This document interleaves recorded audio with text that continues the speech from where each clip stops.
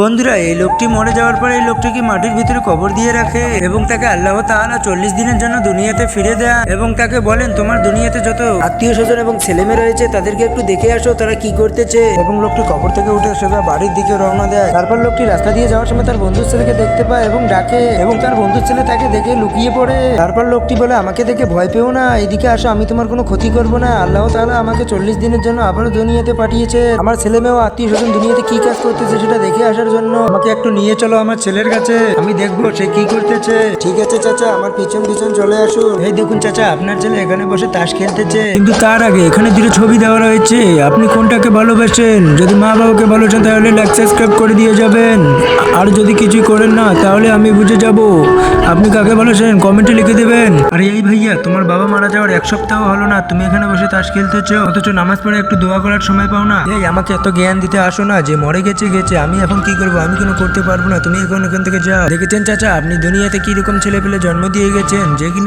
যে কিনা আপনার সমস্ত সম্পত্তি জুয়া খেলে নষ্ট করতেছে। আজকে যদি আপনি একে সঠিক শিক্ষা দিতে পারতেন তাহলে এরকম কথা বলতো না।